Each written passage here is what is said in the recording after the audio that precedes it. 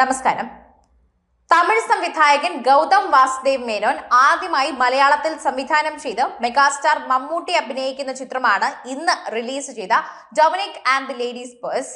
ഇപ്പോൾ മലയാളത്തിൽ അദ്ദേഹം ആദ്യമായി സംവിധാനം ചെയ്തെത്തുകയും അത് മമ്മൂട്ടി അഭിനയിക്കുകയും ചെയ്തപ്പോൾ അത് പ്രേക്ഷകർ നിറഞ്ഞ കൈയോടെ തന്നെയാണ് ഇപ്പോൾ തിയേറ്ററുകളിൽ ഏറ്റെടുക്കുന്നത്.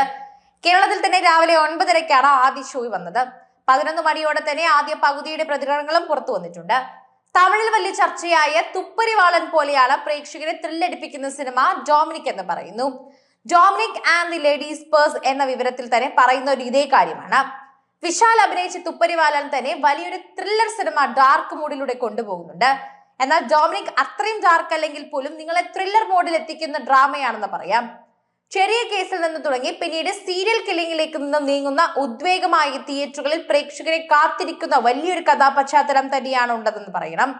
അണിയറിൽ നിന്ന് ലഭിക്കുന്ന റിപ്പോർട്ടുകൾ തന്നെയാണ് ആദ്യം പുറത്തു വന്നത്. അതുകൊണ്ട് തന്നെ ഡൊമിനിക്കിന് ഇപ്പോൾ വലിയ പ്രേക്ഷക സ്വീകാര്യത തന്നെയാണ് ലഭിക്കുന്നത്. ചിത്രത്തിന്റെ സിനോപ്സിസും ഇതിനോടകം തന്നെ പുറത്തു വന്നിട്ടുണ്ട്. അപ്പോൾ തന്നെ കൈയടിച്ചുകൊണ്ട് പ്രേക്ഷകർ എടുക്കുന്നുണ്ട്. എന്നാൽ കേരളത്തിൽ മിശ്രിത പ്രതികരണമാണോ ഈ ചിത്രത്തിനുള്ളതെന്നും ചോദ്യമാണ്. എന്നാൽ കേരളത്തിൽ നിന്ന് സമ്മിശ്ര പ്രതികരണമാണോ ഈ ചിത്രത്തിന് കിട്ടിയതെന്നും ചോദിക്കേണ്ട കാര്യമുണ്ട്. മമ്മൂട്ടി അവതരിപ്പിക്കുന്ന ഡൊമിനിക് എന്ന കഥാപാത്രം ഒരു പ്രൈവറ്റ് ഡിറ്റക്റ്റീവ് ആയിട്ടാണ് എത്തുന്നത്. മുൻപ് പോലീസ് ഉദ്യോഗസ്ഥനായിരുന്നു ഇയാൾ. പ്രൈവറ്റ് ഡിറ്റക്റ്റീവ് എന്ന നിലയിൽ ചെറിയ മോഷണ കേസുകൾ മുതൽ വലിയ തട്ടിപ്പുകൾ വരെ ഡൊമിനിക്കിന്റെ അന്വേഷണ പരിധിയിൽ വരും.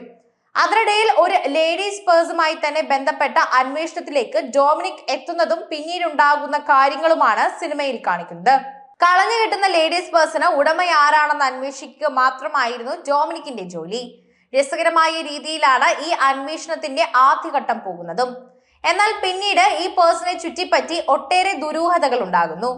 ഈ ദുരൂഹതകൾ നീക്കാനുള്ള ഡൊമിനിക്കിന്റെ അന്വേഷണമാണ് സിനിമയുടെ പ്രധാന പ്രമേയമായി തന്നെ പറയുന്നതും കഥാപശ്ചാത്തലം ഇതിനുശേഷമാണ് മുന്നോട്ട് പോകുന്നതും ഇവിടം തൊട്ടാണ് സിനിമ തുടങ്ങുന്നതെന്നും പറയുന്നു. തെന്നിന്ത്യയിൽ ഏറെ ശ്രദ്ധിക്കപ്പെട്ട ദർബുക ശിവ എന്ന ഡൊമിനിക് ആൻഡ് ദ ലേഡീസ് പേഴ്സിന്റെ സംഗീതം ഒരുക്കിയിരിക്കുന്നത്. എന്നെ നോക്കി പായും തൂട്ട, റോക്കി മുതൽ നീ മുടിവും നീ എന്നീ സിനിമകളിലെ തന്നെ ഗാനങ്ങൾ ഏറെ ശ്രദ്ധിക്കപ്പെട്ടിരുന്നു. നാരദൻ, ധ്രുവ നക്ഷത്രം എന്നീ സിനിമകൾക്ക് ശേഷം വിഷ്ണു ആർച്ച് ദേവ് ചലിപ്പിക്കുന്ന ക്യാമറയാണ് ഡൊമിനിക്കിലുള്ളത്. ഗൗതം വാസുദേവ് മേനോനോടൊപ്പം ഡോക്ടർ നീരജ് രാജൻ, ഡോക്ടർ സുരജ് രാജൻ എന്നിവർ ചേർന്നാണ് തിരക്കഥ ഒരുക്കിയിരിക്കുന്നത്. ബൃന്ദ മാസ്റ്ററാണ് കൊറിയോഗ്രാഫി. സുപ്രീം സുന്ദർ, കലൈ കിങ്സൺ എന്നിവരാണ് ഇതിന്റെ സംഘടന നിർവഹിച്ചിരിക്കുന്നത്. മമ്മൂട്ടിക്കൊപ്പം ഗോകുൽ സുരേഷ്, സുഷ്മിത ഭട്ട്, വിജയ് വെങ്കടേഷ്, വിനീത്, വിജയ് ബാബു, മീനാക്ഷി എന്നിവർ മറ്റു പ്രധാന വേഷങ്ങൾ അവതരിപ്പിക്കുന്നു. മമ്മൂട്ടി കമ്പനി തന്നെയാണ് ചിത്രത്തിന്റെ നിർമ്മാണം ഇപ്പോൾ പൂർത്തീകരിച്ചിരിക്കുന്നത്. മലയാള സിനിമയ്ക്ക് ഒട്ടേറെ ബമ്പർ ഹിറ്റുകളും കളക്ഷൻ റെക്കോർഡുകളും ഒക്കെ നൽകിയ വർഷമാണ് കടന്നുപോയത്. കഴിഞ്ഞ വർഷം മലയാളത്തിന്റെ യഥാർത്ഥ ബോക്സ് ഓഫീസ് സാധ്യതകൾ എന്താണെന്ന് ലോകം അറിയുകയും ചെയ്തു. മഞ്ഞുമൽ ബോയ്സ് മുതൽ ആവേശവും ആടുജീവിതവും ഒടുവിൽ മാർക്കോ വരെയുള്ള ചിത്രങ്ങൾ വരെ ഇൻഡസ്ട്രിയിൽ നിന്ന് മാത്രമല്ല അന്യഭാഷകളിലും തേരോട്ടം നടത്താൻ മലയാളത്തിന് കഴിഞ്ഞു. പുതുവർഷവും ഏതാണ്ട് അതുപോലെ ഒരു തുടക്കമാണ് നൽകിയിരിക്കുന്നത്. ഇതിന് നന്ദി പറയേണ്ടത് ആസിഫ് അലിയോടെയാണ്. ഇപ്പോൾ കഴിഞ്ഞ വർഷം ശരിക്കും ആസിഫിന്റെ കരിയറിലെ ഏറ്റവും മികച്ച വർഷമായിരുന്നുവെന്ന് നിസ്സംശയം പറയാം. കിഷ്കിന്ധ കാണ്ഡം പോലെയൊരു ദേശീയ തലത്തിൽ ശ്രദ്ധിക്കപ്പെട്ട ത്രില്ലർ മുതൽ തന്നെ പ്രേക്ഷകരുടെ പ്രശംസ നേടിയ ഒരുപിടി ചിത്രങ്ങൾ ആസിഫിൽ കളനിറഞ്ഞു. പുതിയ വർഷത്തിലേക്ക് കടക്കുമ്പോഴും ആസിഫ് അലി നല്ല ഫോമിലാണ്.